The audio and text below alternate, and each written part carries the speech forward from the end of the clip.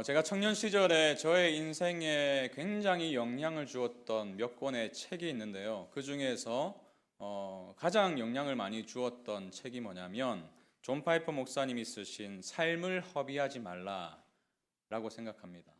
삶을 허비하지 말라.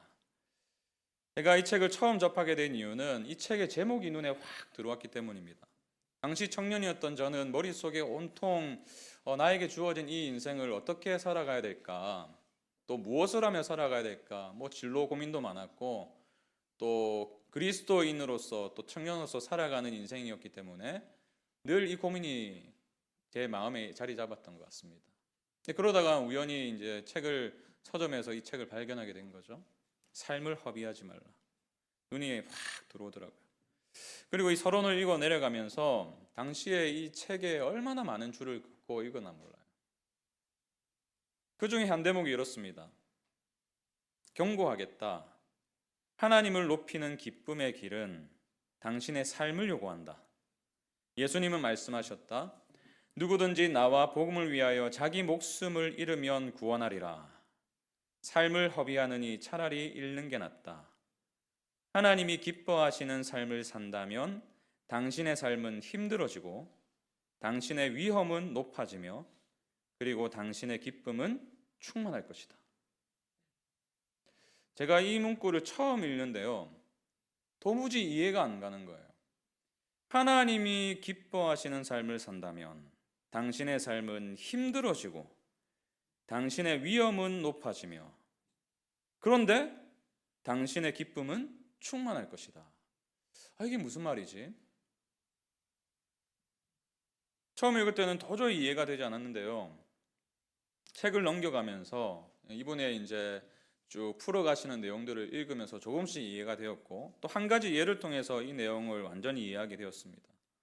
이분이 이제 아프리카에서 평생 가난한 이들을 위해서 도와주고 또 복음을 전하며 살다가 자동차 브레이크가 고장 나가지고 자동차 사고로 이 땅을 떠나신 선교사님의 얘기를 합니다. 근데 이분들의 죽음을 가리켜서 비극적인 죽음이 절대로 아니다. 너무나 영광스러운 죽음이다 라고 평가를 하더라고요. 왜 그럴까요? 주님이 이렇게 말씀하셨다는 거예요. 나와 복음을 위하여 자기 목숨을 잃으면 구원하리라. 자신의 평생을 헌신했고 자신의 목숨을 바쳤기 때문에 이들의 인생이 어떻게 보면 허망하게 끝난 인생 같지만 절대로 허비된 인생이 아니다 라고 말씀하시더라고요. 이와 대조적인 삶에 대해서 또 이렇게 말합니다. 무엇이 비극인지 말해주겠다. 삶을 허비한다는 게 뭔지 보여주겠다. 이제 이 선교사님들의 삶을 너무나 영광스러운 삶이었고 허비되지 않은 삶이었다고 한다면 이와 대조적인 허비되는 삶이 무엇인가? 그러면서 한 잡지에 실린 이야기를 말하고 있습니다. 잘 들어보세요. 5년 전에 북동부에서 59세와 51세로 일찍 은퇴한 부부가 있다. 이들은 지금 플로리다의 펀다고다에 살며 9m짜리 트롤선을 타고 다니며 조개 껍질을 모은다. 이제 일찍 은퇴하고 그동안 번 돈으로 안락한 생활을 하고 있는 한 부부의 이야기가 잡지에 실렸는데 이 잡지에서 이 사람들의 삶을 소개하면서 이러한 삶이야말로 모든 인생이 꿈꾸는 삶이지 않는가라고 광고를 했다는 거예요. 근데 이 목사님은요, 이것이 바로 비극이다. 왜 비극일까요? 결국 이들은 주님 앞에 섰을 때에 손을 펼치면서 이렇게 말하게 될 거라는 거예요. 주님, 제가 모은 조개 껍질 좀 보세요. 제가 이 부분을 읽으면서요, 얼마나 큰 충격을 받았나 몰라요. 나는 지금 무엇을 위해 살아왔지? 혹시 조개 껍질 모으는 것이 꿈은 아니었나? 주님 만났을 때에 손을 펼쳐서 보일 수 있는 것이 고작 조개 껍질 몇 개라면 얼마나 부끄러운 인생일까? 이런 질문 속에서 이 책을 쭉 읽어 내려가다가 제 마음에 새겨진 글이 하나 있습니다. 이 목사님이 어린 시절에 자기 집에 싱크대 부엌에 붙어있던 액자에 이제 담긴 글귀였는데요. 이런 글귀예요. 아마 여러분도 잘 아실 거예요. 한 번뿐인 인생 곧 지나가리라. 오직 그리스도를 위해 한 일만 영원하리라. 한 번뿐인 인생 곧 지나가리라. 오직 그리스도를 위해 한 일만 영원하리라. 저도 이 문장이 마음에 확 새겨져서 얼마나 사랑하나 몰라요. 그래서 지금도 종종 스스로에게 말해주고 있습니다. 박 목사, 한 번뿐인 인생 다시 오지 않을 삶인데 너 무엇을 위해서 살래? 여러분, 이 질문은 비단 저와 같은 목사들에게만 해당되는 게 아니에요. 저와 여러분 모두를 향하는 말입니다. 한 번뿐인 인생 곧 지나가리라. 오직 그리스도를 위해 한 일만 영원하리라. 여러분은 무엇을 위해 살아가고 계십니까? 그리스도인가요? 아니면 조개 껍질입니까? 저는 얼마 전에 우리 딸의 모습을 보면서 다시 한번 이 질문의 의미에 대해서 생각해 볼 수가 있었습니다. 요즘에 우리 큰아이가 제일 관심을 두는 영역 중에 하나가 아이돌 가수의 포토카드예요. 이거를 모으는 게 굉장히 마음을 쏟고 있습니다. 이게 뭐냐면 이 가수들 앨범을 사면 그 멤버별로 하나씩 들어있어요. 그러니까 자기가 원하는 멤버가 아니면 또 앨범을 사는 사람도 있대요. 똑같은 앨범을 그 포토카드를 모으기 위해서. 그리고 이게 또 프리미엄이 있네요. 그래가지고 이 희귀한 포토카드는요 막 웃돈이 붙습니다. 그래가지고 수십만 원 하기도 하고. 근데 제가 볼 때는요 아무것도 아니거든요. 이 무슨 의미예요 이게? 연예인 사진이? 아무 의미도 없어요. 근데 4월에 이제 생일이 있어가지고 생일 선물로 이게 사달라는 거죠. 제가 볼 때는 이제 쓸데없는데 돈을 쓰는 것 같은 거예요. 이 뭐 하려고 이런 돈 쓰나? 조금만 더 크면은 왜 거기에 돈을 썼을까라고 생각을 할 텐데. 근데 그러면서 드는 생각이 이거예요. 어쩌면 우리도 이 포토카드와 같은 것을 위해서 살아가고 있지는 않은가. 그걸 위해서 막 아등바등거리면서 최선을 다하면서 살아가고 있지는 않은가. 사실 여러분 포토카드에서 다른 것으로 대상만 바뀔 뿐이지 결국에는 우리도 금세 사라질 가치를 위해서 시간이 조금만 지나면 그 가치가 아무것도 아닌 게 되어버릴 그 무언가를 위해서 살아가고 있는 것이 아닙니까? 제가 소개해드린 이 삶을 허비하지 말라 이 책의 표지에 보니까요 이런 글이 적혀 있더라고요. 삶을 허비하지 않는다는 의미는 무엇인가? 게으르지 않고 성실히 산다인가? 시간을 효율적으로 보낸다인가? 자기 분야에서 성공한다인가? 삶의 목적과 방향이 잘못되었다면 이 모든 것은 허비되는 삶일 뿐이다. 아무리 시간 관리 잘하고 아무리 세상적으로 성공한다고 해도 인생의 방향과 목적이 잘못되어 있다면 그 모든 것들이 허비래요. 인생은 한 번뿐이다. 당신은 하나님을 위해 창조되었다. 한 번뿐인 인생을 허비하지 말라. 사실 제가 이 청년 시절에 읽었던 이 책이 다시 기억나고 생각난 이유는요. 오늘 본문에 나타난 이 사건과 굉장히 결을 같이 하고 있기 때문입니다. 본문을 제가 묵상하면 묵상할수록 이 문구가 계속 떠올랐던 거예요. 한 번뿐인 인생 곧 지나가리라. 오직 그리스도를 위해 한 일만 영원하리라. 계속 떠오르는 거죠. 왜 계속 떠올랐을까요? 이 여인이 보여준 행동이 바로 그리스도를 위해서 한 일이고 그 그리스도를 위해서 한 일이 영원하다는 것을 오늘 본문을 통해서 보여주고 있거든요. 6절을 보십시오. 주님께서 그 여인의 행동을 대해서 이렇게 평가하십니다. 예수께서 이르시되 그가 내게 좋은 일을 하였느니라. 이 여자가 내게 좋은 일을 하였다. 뿐만 아니라 이 일이 영원히 기억될 거라고 약속하세요. 9절 내가 진실로 너희에게 이르노니 온 천하에 어디서든지 복음이 전파되는 곳에는 이 여자가 행한 일도 말하여 그를 기억하리라 하시니라. 한 번뿐인 인생 곧 지나가지만 오직 그리스도를 위해 한 일만 영원하리라. 여러분 오늘 본문을 보면요 이 여인은 자신의 한 번뿐인 인생을 조개 껍질을 위해 살지 않았더라고요. 그리스도를 위해 살았습니다. 그 결과가 뭐예요? 허비된 인생이 아니라 주님이 인정해 주시는 인생. 그가 내게 좋은 일을 하였다. 그리고 복음이 전해지는 곳마다 이 여자가 행한 일을 기억하라. 저는 이 여인이 보여준 헌신을 통해서 우리가 삶을 허비하지 않기 위해서 어떻게 살아야 될까를 발견하게 되는 거죠. 그래서 오늘 설교의 대지는 딱 하나입니다. 삶을 허비하지 않으려면 그리스도의 가치를 기뻐하는 거예요. 따라해 봅시다. 삶을 허비하지 않으려면 그리스도의 가치를 기뻐하자. 오늘 본문은 어떻게 시작합니까? 14장 3절 보십시오.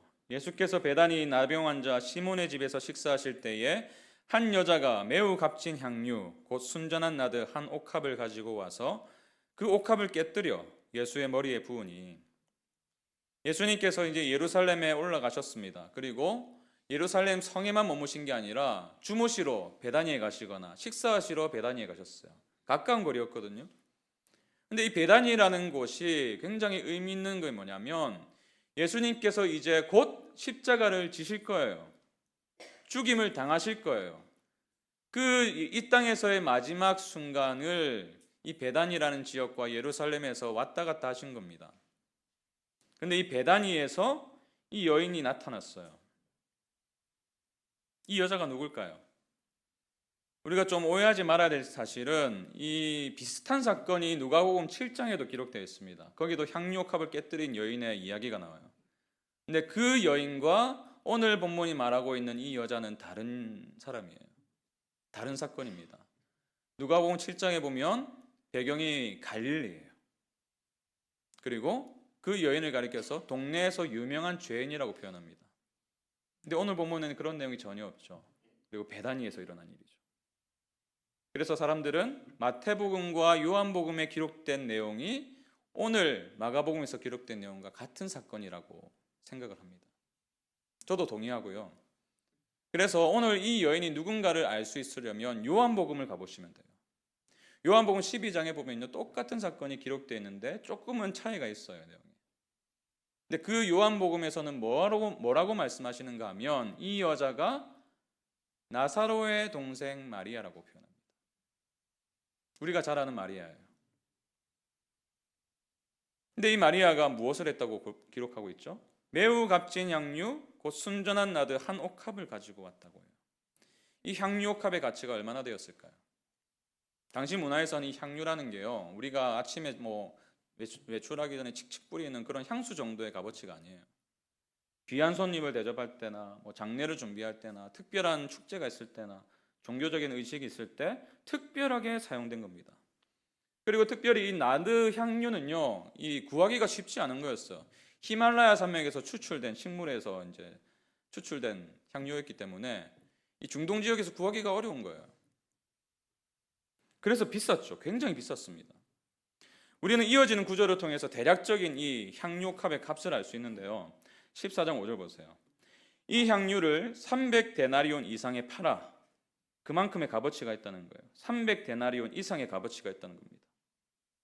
한 데나리온은 얼마였냐면요, 당시 노동자의 하루 임금이었어요. 하루치 임금. 그러면 300데나리온은 얼마일까요? 1년치 임금.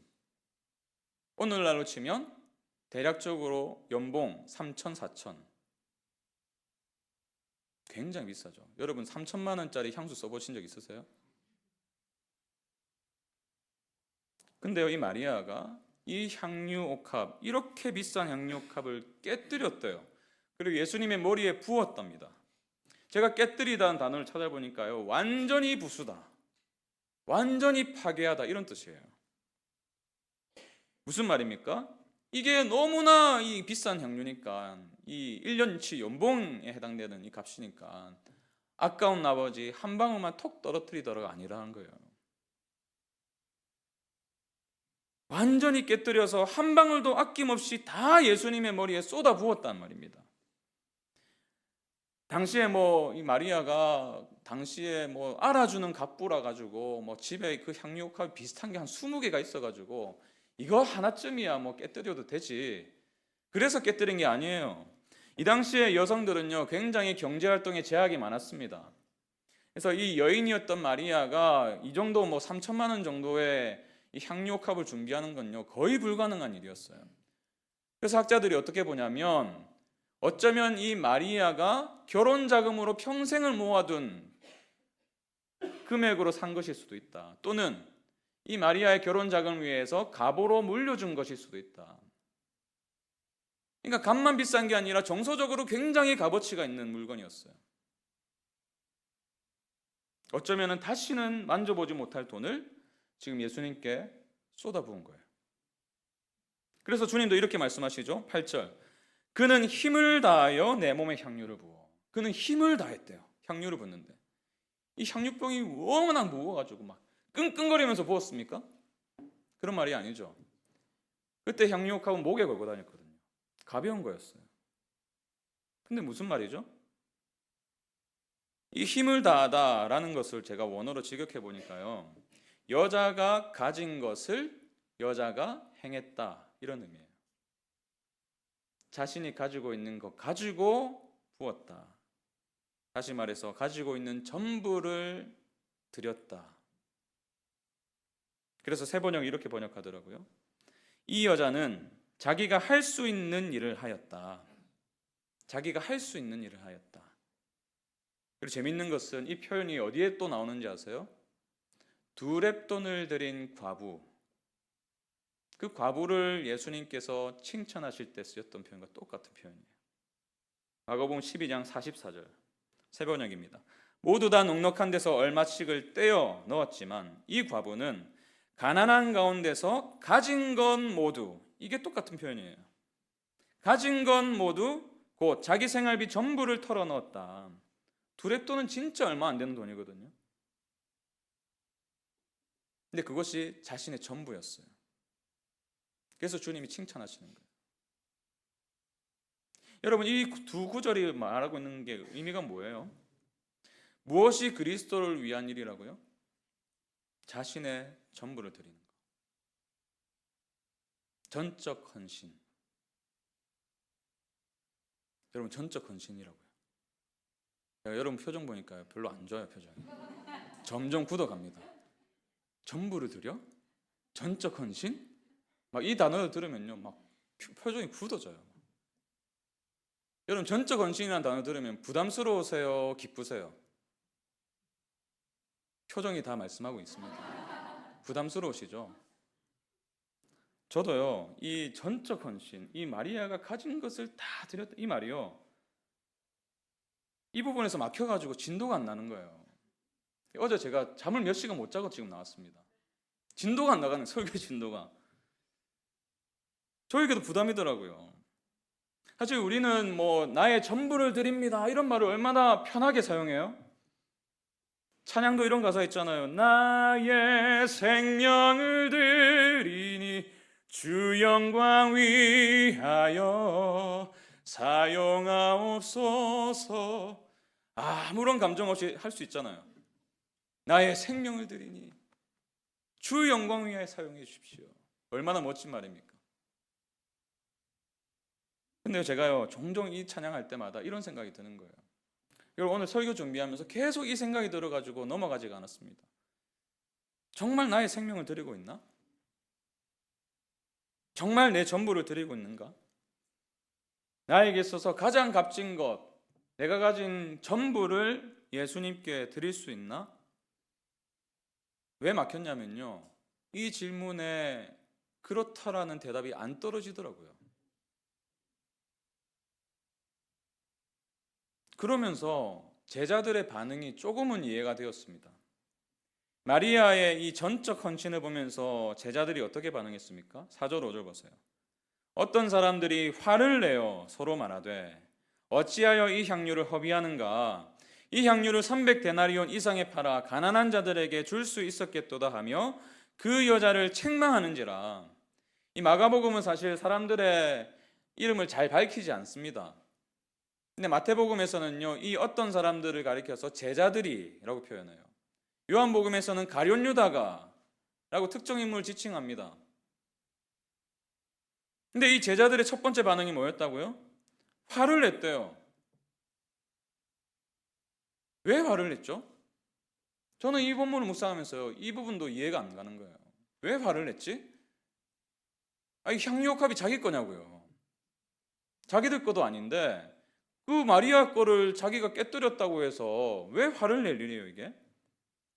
재밌는 건요, 이 화를 냈다라는 단어를 찾아보니까요, 언제 쓰였냐면요, 요한과 야고보가 예수님께 나와가지고 하나는 좌편에 하나는 주의 우편에 앉게 해주십시오, 자기 높은 자리 달라 할 때 그때 주변에 있던 제자들이 했던 반응과 똑같은 단어예요. 제자들이 화를 냈어요. 그때도. 근데 이 화를 내다라는 단어의 의미가 뭔지 아세요? 불의를 보고 격분하다예요.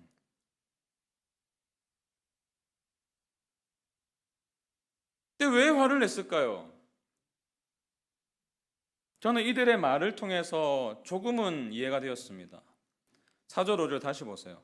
어떤 사람들이 화를 내어 서로 말하되 어찌하여 이 향유를 허비하는가? 이 향유를 300데나리온 이상에 팔아 가난한 자들에게 줄 수 있었겠도다 하며 그 여자를 책망하는지라. 뭐라고 했다고요? 어찌하여 이 향유를 허비하는가? 이들의 눈에 비친 마리아의 전적인 헌신은 헌신이 아니라 허비였어요. 참을 수 없는 낭비.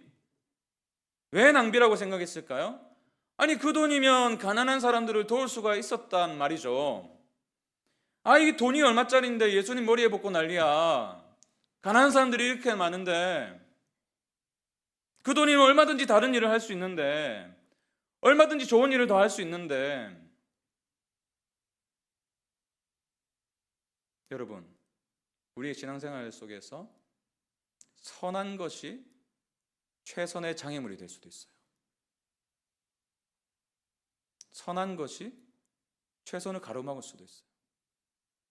이 여인의 전적 헌신을 보면서 그들은 선한 일을 생각했어요. 왜 그렇게 생각할 수밖에 없었을까요? 제자들은 그 정도로 예수님을 생각하지 않았던 거예요. 예수님의 가치를 그 정도로 여기지 않았던 겁니다. 1년치 연봉을 다 쏟아붓는다고? 그 정도로 예수님을 생각하지 않았어요. 그래서 아까웠던 거예요. 아까우면 화가 나잖아요, 사람이. 그래서 화를 낸 거예요. 한 주석가가 이런 말을 했어요. 세상은 언제나 적당한 종교에는 너그러웠다. 세상은 지나친 부, 지나친 권력, 지나친 성적 탐닉이나 영향력에는 큰 불만이 없다.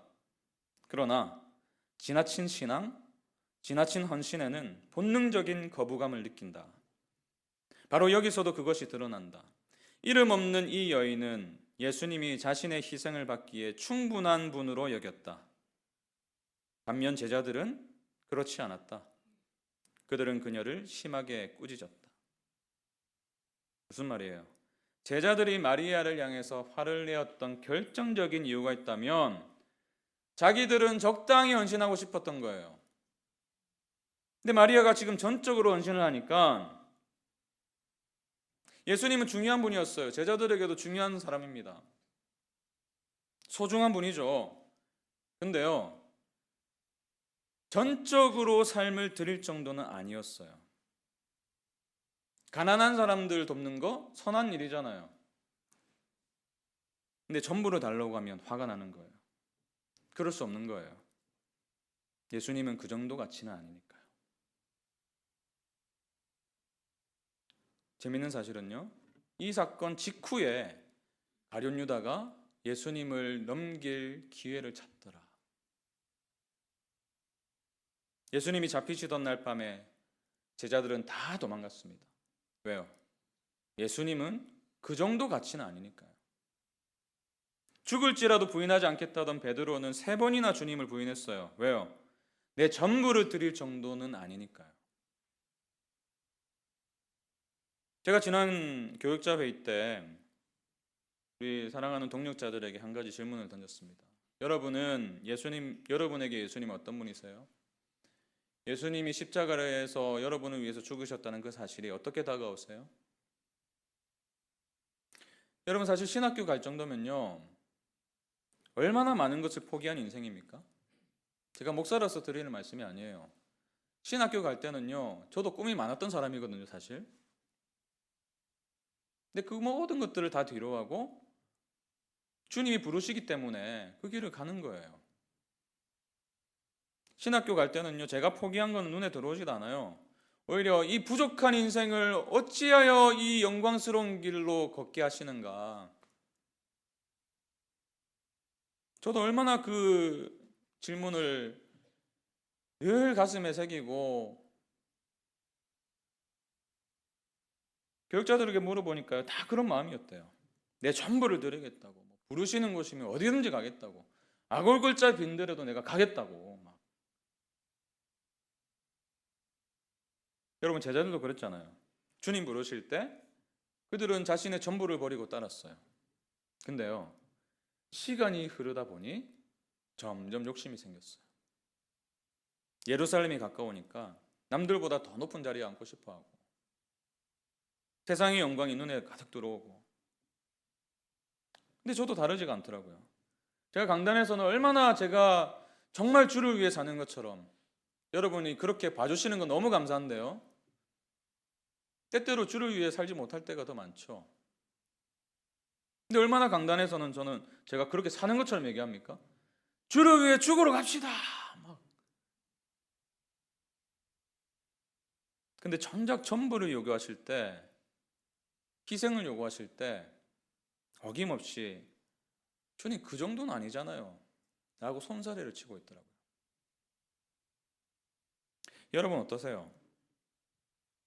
주일에 이 시간에 나오셔가지고 예배를 드려주는 것까지는 괜찮으시죠? 까짓 거 헌금하고 11조 하는 것까지는 괜찮으시죠? 근데 우리 아이가 주일에 학원 빠지는 건 안 괜찮아요. 미워 죽을 것 같은 사람 용서하는 건 절대로 안 돼요. 교회 너무 빠지면은 광신도 취급받을까봐 적정한 선까지만 믿어요. 돈을 쓰는 것도 그렇고, 인간관계도 그렇고, 직장생활도 그렇고, 그래서 늘 적당한 선에만 머물려고 하는. 주님, 저는 여기까지예요. 더 요구하시면 안 돼요. 저 화냅니다 그러면. 그래서 이 전적 헌신이란 말을 들으면요, 기쁨이 사라지는 거예요. 부담스럽고 싫은 거죠. 그래서 향유의 옥합을 깨뜨릴 수가 없어요. 그냥 몇 방울 정도 똑똑 떨어뜨릴 수는 있는데 깨뜨리지 못해요. 여러분, 무슨 말입니까? 우리는요, 우리가 기뻐하는 대상에 전적으로 헌신하게 됩니다. 사랑하는 대상에 전적으로 헌신하게 돼요. 근데 왜 우리는 전적으로 헌신하지 못합니까? 왜 전적 헌신하는 말을 들으면 얼굴 표정이 달라집니까? 점점 기쁨의 대상, 사랑의 대상이 바뀔 수 있다는 거예요. 여러분, 오해하지 마십시오. 주님은 지금 마리아에게 향유옥합을 깨뜨리라, 다 갖다 바치라고 말씀하신 적이 없어요. 그렇게 해야지 내가 너를 사랑하겠다 말씀하신 적도 없습니다. 마리아는요, 이미 주님의 사랑을 받았어요. 그 사랑이 너무나 감사하고, 그래서 주님이 너무나 기뻐서 자발적으로 자신의 전부를 지금 드리고 있는 거예요. 마리아에게는 이 3천만 원짜리 향유보다 주님이 더 사랑스러웠기 때문이에요. 주님을 더 기뻐했기 때문이에요. 그래서 사도 바울은 우리를 향해서 이렇게 도전합니다. 고린도전서 6장 19절 20절 세 번역으로 보세요. 여러분은 여러분 자신의 것이 아닙니다. 여러분은 하나님께서 값을 치르고 사들인 사람입니다. 그러므로 여러분의 몸으로 하나님을 영화롭게 하십시오. 여러분, 기쁨은요, 억지로 만들어내는 게 아니잖아요. 우리가 주님을 가장 기뻐할 때 주님께 내 삶을 기쁨으로 드릴 수 있다면, 그렇게 되려면요, 우리가 오늘 설교 들었다고 내가 오늘 결단해가지고 내가 기뻐하리라, 그리고 내일부터 전적으로 주님께 헌신하리라, 이런 결단으로 되는 게 아니에요. 어떻게 됩니까? 우리가 정말 그분을 사랑해서 그분께 전부를 드리기 위해서 무엇이 필요합니까? 딱 한 가지가 필요해요. 복음이 필요합니다. 복음이 필요해요. 복음이 무엇입니까? 그분이 우리를 위해서 무엇을 하셨는가? 여러분, 그래서 사도 바울이 이렇게 말하고 있는 것이 아닙니까? 여러분은 여러분 자신의 것이 아닙니다. 여러분은 하나님께서 값을 치르고 사들인 사람입니다. 무슨 값을 치르셨나요, 하나님께서? 아들의 생명의 값이에요. 예수 그리스도의 생명의 값. 나를 사랑하사 나를 위하여 자기 몸을 버리신 하나님의 아들의 생명의 값. 그분이 생명을 버리셨기 때문에 우리가 얻게 된 감사가 무엇입니까? 우리가 얻게 된 기쁨이 무엇입니까? 우리가 얻게 된 복이 뭐예요? 이 땅의 영광과는 전혀 비교할 수 없는 영원한 생명이잖아요. 부활이잖아요. 하나님의 자녀가 되는, 그래서 언제든지 하나님 아버지께로 달려갈 수 있는 은혜잖아요. 여러분, 이것이 주님의 가치예요.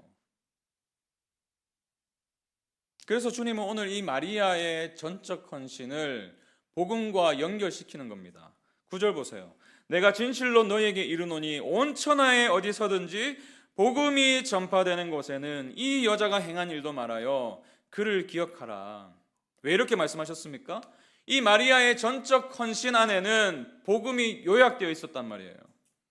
복음이 무엇입니까? 예수님의 전적 헌신이에요. 우리가 뭔가를 드리는 게 아니에요. 복음은 예수님의 전적 헌신입니다. 예수님이 우리를 위해서 무언가를 드리신 거예요. 무엇을 드렸습니까? 자신의 가장 값진 향료컵을 깨뜨리셨어요. 그래서 마리아의 전적 헌신을 이렇게 해석한 거예요. 8절, 그는 힘을 다하여 내 몸에 향유를 부어 내 장례를 미리 준비하였느니라. 내 죽음을 미리 준비하였느니라. 복음이 뭐라고요? 죄인이었던 저와 여러분, 도저히 하나님을 사랑할 수 없어서 죽음으로 향해 달려가던 우리를 위해서 예수님께서 죽으셨다는 소식이에요. 그분이 죽으신 사건, 그분이 하늘의 미랄이 되어서 땅에서 썩으셨기 때문에, 죽으셨기 때문에 수많은 열매, 저와 여러분이 그 열매 아닙니까? 여러분, 여기서 우리가 발견할 수 있는 게 뭐예요? 죽어야 사는 거예요. 이게 복음의 역설입니다. 그리고 이것이 그분의 삶에 담긴 가치예요. 우리가 이 가치를 발견할 때, 이 가치가 어떠한지를 진짜 알게 되면요, 우리의 삶을 기쁨으로 드릴 수가 있어요. 아직까지 기쁨으로 다가오지 않으시죠? 제가 이 말씀 준비하면서 참 많이 기도했던 게 뭐냐면, 우리 성도님들 가운데 아직까지 복음을 직면하지 못하신 분들이 많으세요. 성령께서 은혜 주시길 기도합니다. 그 가치를 발견해야 여러분의 헌신이 억지 헌신이 되지 않습니다. 기쁨으로 드릴 수가 있어요. 기쁨으로. 여러분, 마태복음 13장을 보면요, 주님께서 두 가지 비유를 말씀하시거든요. 두 가지 비유를 통해서 천국이 무엇인지, 하나님 나라의 가치가 무엇인지 우리에게 보여주고 계십니다. 마태복음 13장 44절 보세요.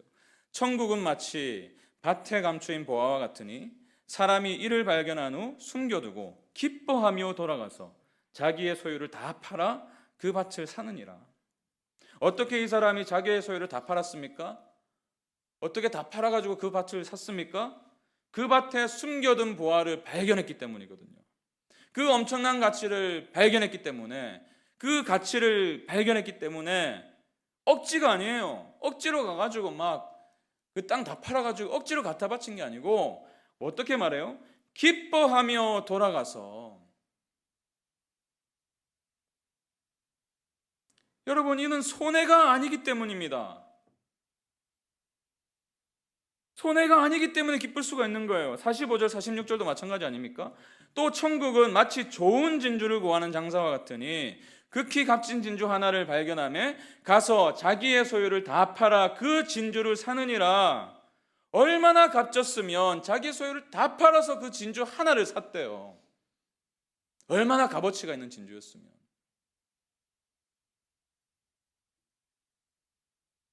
여러분, 우리가 예수님께 전적으로 헌신하지 못하고 있는 가장 큰 이유가 있다면, 우리가 아직까지도 그분의 가치를 모르기 때문이에요. 복음을 수없이 들었는데도 아직까지 그분의 가치를 몰라요. 그래서 조개 껍질을 주우러 가는 거예요. 저게 더 가치 있어 보이니까. 저기에 전적 헌신을 해요. 내가 기뻐하는 그 대상에 전적 헌신합니다. 여러분, 마리아가 어떻게 예수님께 자신의 전부를 드릴 수 있었습니까? 마리아의 마음에는 사랑이 있었어요. 주님을 향한 사랑이 있었어요. 곳곳에 기록된 복음서에 기록된 마리아의 행적을 보면요, 마리아는 예수님의 발끝에 앉아가지고 주님의 말씀을 사랑하는 마음으로 들었어요. 나사로가 죽었을 때 그분의 발 앞에 엎드립니다. 예수님께서 살려주시죠. 그 놀라운 은혜를 경험했어요. 그래서 기쁨으로 드릴 수가 있었던 거예요. C.T. 스터드란 분이 이런 말을 남겼습니다. 만일 예수 그리스도가 하나님이시며 나를 위해 죽으셨다면 내가 그분을 위해 해드릴 수 있는 그 어떤 희생도 결코 크다고 말할 수 없다. 만일 예수 그리스도가 하나님이시며 그분이, 하나님이신 그분이, 천지를 지으신 그분이 나를 위해 죽으셨다면 내가 그분을 위해 해드릴 수 있는 그 어떤 희생도 결코 크다고 말할 수 없다. 저는 이 가치를 저희 어머니를 통해서 참 가깝게 배울 수가 있었습니다. 가까이서. 저희 어머니 뭐 이렇게 학력도 좋지 않고요, 고졸학력이고요, 키도 크지 않으셨습니다. 그래서 제 키가 작은 거예요. 뭐 외모도 뭐 별로였고요. 근데 저는 어머니께서 예수님을 믿으신 이후에 점점 변화되어 가는 모습을 바로 곁에서 지켜봤던 사람이에요. 예수님의 가치를 발견하게 되면 발견하게 될수록 기쁨으로 주님을 섬기시는 것을 가장 가까이서 본 사람입니다. 어머니가 얼마나 이 예수님을 기뻐하시고 교회를 사랑하셨는지요.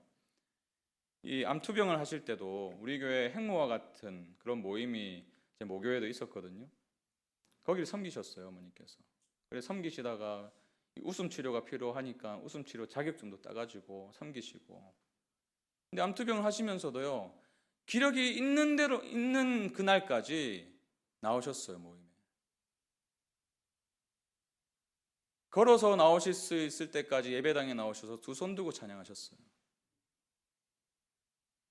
누가 시켰습니까? 기뻐서 한 거예요, 기뻐서. 그분의 가치를 발견했기 때문에. 병상에 계시면서도요, 옆에 환우에게 복음을 전하시더라고요. 저는 어머니가 비록 일찍 이 땅을 떠나셨지만 절대로 허비된 인생이 아니라는 사실을 믿습니다. 허비된 인생이 아니에요. 59세에 떠나셨거든요. 허비된 인생이 아니에요. 조개 껍질이 아니라 그리스도를 위해 사셨기 때문에.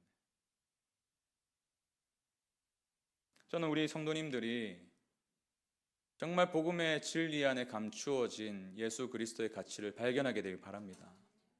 그 가치를 발견했기 때문에 내 삶을 드려도 전혀 손해보지 않을 거라는 것을 발견했기 때문에 기쁨으로 드리게 되는 여러분의 삶이 되었으면 좋겠습니다.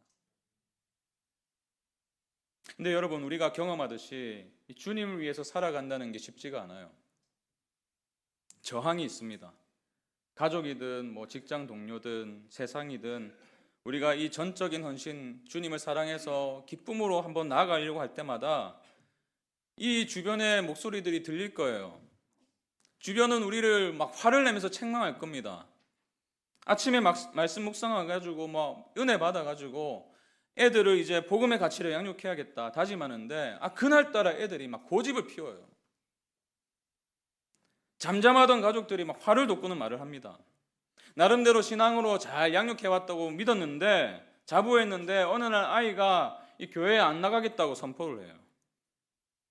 직장 속에서 정직과 이 성실로 이런 가치를 가지고 최선을 다해서 일을 하려고 하는데 나만 그런 것 같은 거예요. 나만 정직을 지키려고 하고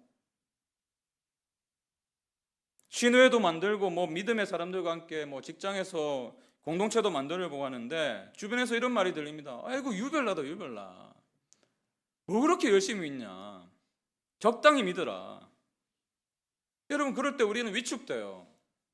마리아를 향한 주님의 이 말씀처럼 너희가 어찌하여 그를 괴롭게 하느냐. 괴로움이 찾아와요. 그런 저항이 우리에게 괴로움을 줄 겁니다. 우리의 헌신이 부정당하고 쓸데없는 일을 한다고 비난받으며 속상해요. 아파요. 그래서 어느덧 어찌하여 허비하는가 이 목소리가요 우리의 것이 됩니다. 이게 맞는 삶인가? 괜히 내가 쓸데없는 짓 하고 있는 것 아닌가? 그럴 때가 있잖아요. 주를 위해 살겠다고 하는데 아무도 알아주지 않는 것 같고, 수십 년을 이 믿지 않는 가족을 위해서 정말 이를 악물고 섬겼는데 돌아오는 반응이 시원치가 않고, 모르긴 몰라도 저도 매주 경험하거든요. 그거를 제가 매주 이 한 편의 설교를 위해서 성도님들 생각하고 기도하고 최선을 다해서 연구하고 밤늦게 퇴근하고 원고를 작성하고 강단에 오르는데요, 오늘처럼 반응이 없을 때가 있어요. 그럼 저 깊은 곳에서 어찌하여 허비하는가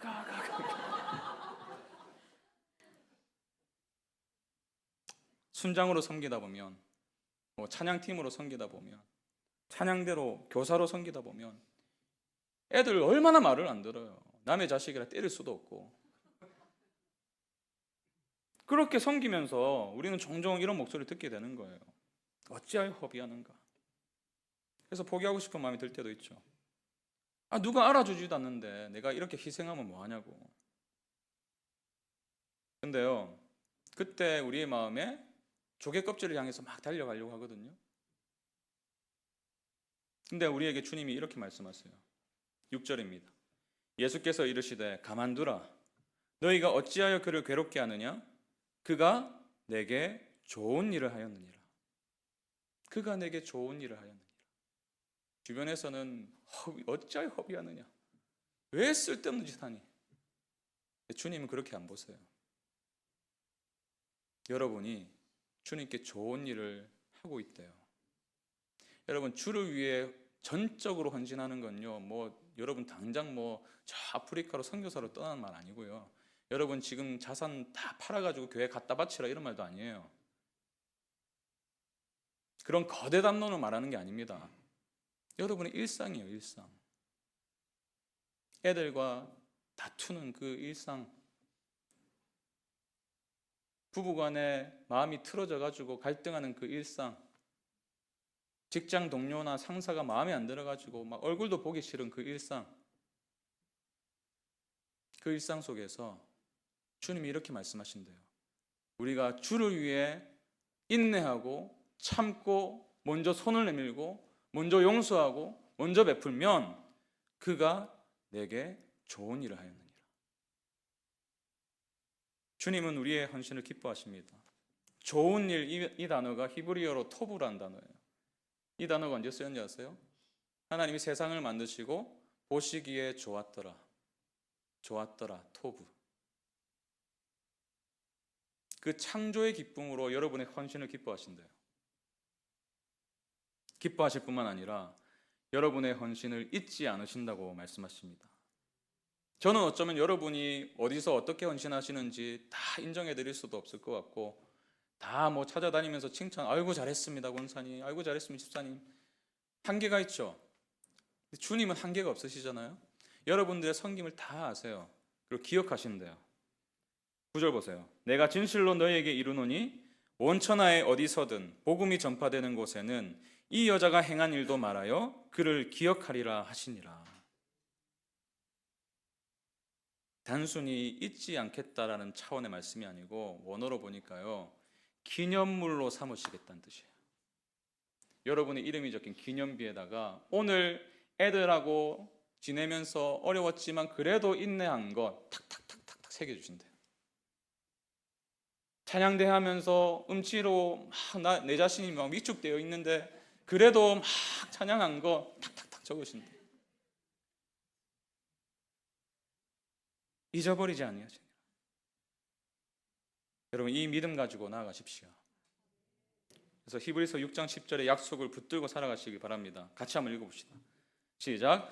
하나님은 불의하지 아니하사 너희 행위와 그의 이름을 위하여 나타낸 사랑으로 이미 성도를 섬긴 것과 이제도 섬기고 있는 것을 잊어버리지 아니하시느니라. 아멘. 잊어버리지 아니하시느니라. 이것이 우리를 향한 위로인 줄 믿습니다. 그래서 우리는 그분의 가치를 발견할 뿐만 아니라 그 귀한 분이 나의 헌신을 종이장처럼 취급하지 않으시고 너무나 존귀하게 여겨주신다는 그 믿음 안에서 주를 위해 살아가는 거예요.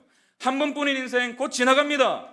무엇만 영원하죠? 오직 그리스도를 위해 한 일만 영원하리라. 이 문구를 마음에 새기시기 바랍니다. 연습이 없는 인생이에요. 지나가면 돌이킬 수 없어요. 조개껍질 주로 다니지 마시고 주를 위해 사십시오. 그리스도의 가치를 기뻐하시고 그분의 인정을 기대하시고 여러분의 삶을 일상 가운데서 드리는 복이 있길 바랍니다. 오늘 이 말씀 기억하면서 함께 이 찬양으로 고백합니다. 예수는 내 힘이요 나의 기쁨 내 참 소망, 그 이름의 생명이 내 삶의 이유라. 우리의 좀 마음을 담아서 고백했으면 좋겠습니다. 완전한 고백이 아닐 수도 있어요. 아직까지는 향유옥합을 깨뜨릴 정도는 아닌데요 라고 말할 수도 있습니다. 근데 한번 믿음으로 한번 고백해 보세요. 성령께서 여러분의 마음을 도우실 줄 믿습니다. 우리 그 믿음 가지고 함께 고백합니다. 예수는 내 힘이요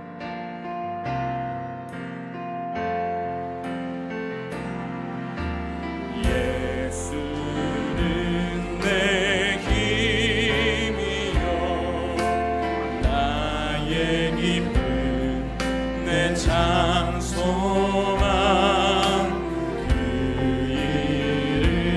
이름의 생명이 내 삶의 이유. 우리 다시 한 번 더. 예수는 내 힘이요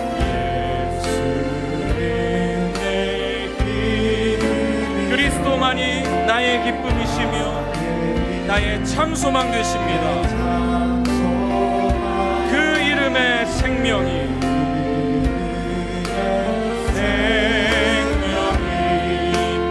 내 삶의 이유라. 오직 주만 따라갑니다. 오직 주만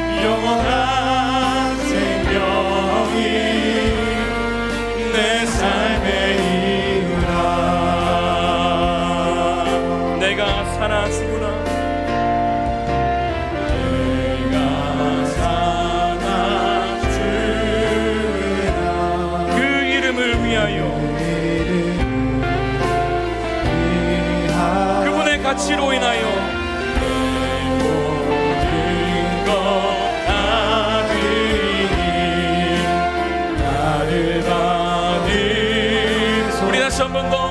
내가 사나 죽으나 내가 사나 죽으나 그 이름을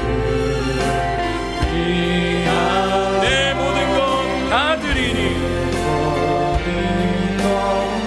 우리 주님은 그럴 만한 가치가 있으십니다. 나를 받으소서. 오직 주만 따라갑니다. 오직 주만 따라갑니다. 오직 주만 높임 받으소서. 오직 주만 높임 받으소서.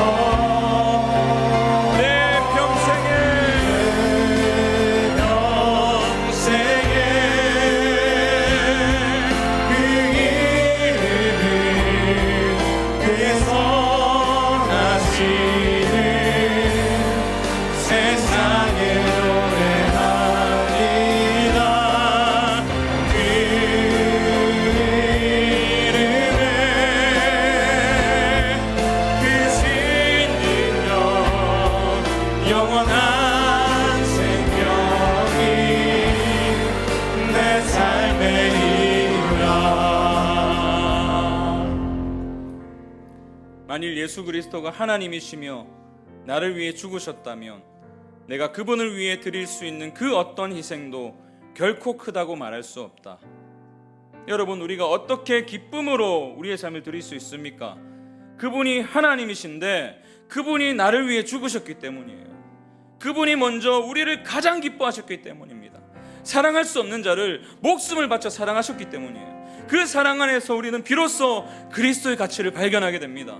그리고 그 가치를 위해서 우리의 최선을 드릴 수 있는 겁니다. 여러분, 헌신이 힘드십니까? 아직까지도 정해둔 선이 있으세요? 주님, 여기까지입니다. 더 이상은 안 돼요. 여러분, 그렇다면 복음을 다시 마주하십시오. 성령께서 조개껍질로 향하고 있던 우리의 눈을 뜨게 하시길 기도하십시오. 주님, 제 눈을 뜨게 해주십시오. 예수님의 아름다움을 보게 해주십시오. 그분의 가치를 발견하게 해주십시오. 그래서 기쁨으로 내 삶을 드리게 해주십시오. 우리 그분의 이름을 의지하고 성령 하나님의 능력을 의지하며 함께 기도하며 나아가시겠습니다. 아버지 하나님, 그렇습니다. 주님, 우리 인생이 무엇을 위해서 달려가고 있었습니까? 하나님, 금세 사라져버릴 조개껍질이 내 인생의 목적이 되었어요. 그저 주님께 두 손을 벌리고, 주님, 내가 조개껍질을 이만큼이나 모았습니다라고 하나님, 그런 인생을 살기 위해서 우리가 아등바등거리며 살고 있는 것은 아닌지 돌아봅니다. 주님, 그러나 우리는 주님의 은혜 가운데 구원받았고 주님의 이름의 영광에서 창조되었다면 하나님, 우리의 삶의 목적은 분명합니다. 예수 그리스도를 위한 그 일, 하나님, 그 일을 위해서 우리가 부름받은 줄로 믿습니다. 하나님, 그 일로 인해서 하나님, 우리가 주님께 영광 돌리는 그 삶이 우리에게 가장 기쁨이 되고 가장 큰 만족이 되는 줄 아시기에 주님께서 오늘 이 말씀을 통해서 우리 각 사람에게 요청하고 계신 줄로 믿습니다. 하나님, 그러나 우리의 힘으로는 하나님, 그 기쁨으로 주님께 내어드릴 수 없는 그러한 우리의 본성을 아시는 주님께서 하나님, 우리의 마음을 기경해 주시고 다시 만져주시고 우리의 까마있던 영적인 눈을 뜨게 하셔서 하나님, 주님의 아름다운 가치를 발견하고 그 복음 안에서 나를 살리시기 위해서 자기 몸을 아낌없이 내어주신 그 위대한 사랑을, 그 가치를 다시 한번 발견함으로 하나님, 주님께 우리의 삶을 기쁨으로 내어드릴 수 있는 인생이 될 수 있도록 주님 붙들어 주시옵소서. 그래서 내 평생에 주님의 이름을, 주님의 놀라우신 선하심을 세상 가운데 보여주며 우리의 인생 자체가 복음의 요약이 될 수 있도록 도와주시옵소서. 하나님, 우리의 삶을 통해서 그리스도의 향기가 전해지게 하시고 주님의 죽음과 부활의 그 생명의 역사가 일어날 수 있도록 주께서 인도하여 주시옵소서. 그래서 주님, 우리가 살아가는 인생을 통해서 하나님, 주님의 영광이 드러나게 하시고 하나님, 주님의 아름다운 향기가 드러나게 하시고 주님의 이름이, 가치가 하나님, 우리의 삶을 통해서 증명되게 하셔서 하나님, 그 가치를 위해서 살아가는 기쁨을 날마다 누릴 수 있도록 주님 붙들어 주시옵소서. 내 평생에, 내 평생에 그 이름을, 그의 선하심을 세상에 노래합니다. 그 이름의 크신 능력, 은혜 가운데 주신 이 영원한 생명이, 영원한 생명이 내 삶, 우리 자리에서 다 같이 일어나셔서 다시 한번 내 평생에, 내 평생에 주님, 이것이 우리의 기쁨으로 드리는 고백이 되길 원합니다. 이것이 믿음으로 드리는 간증이 되길 원합니다. 세상에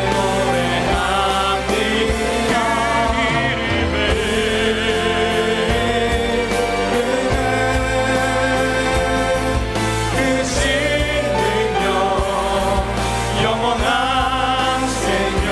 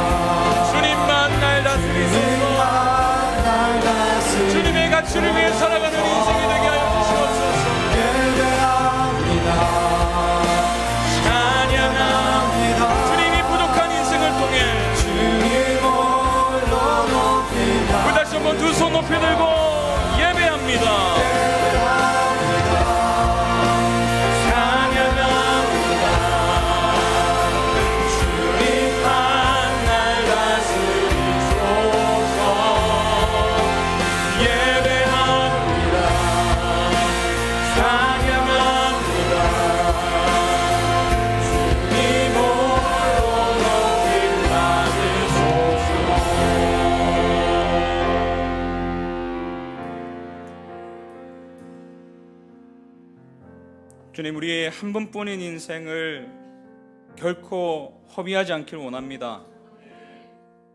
이 땅의 것이 다 사라지더라도 딱 한 가지 남을 일은 그리스도를 위해 한 일, 그것인 줄로 믿고 나아가오니 하나님, 우리가 우리의 삶의 한복판에서 이 진리와 가치를 붙들고 살게 해 주시옵소서.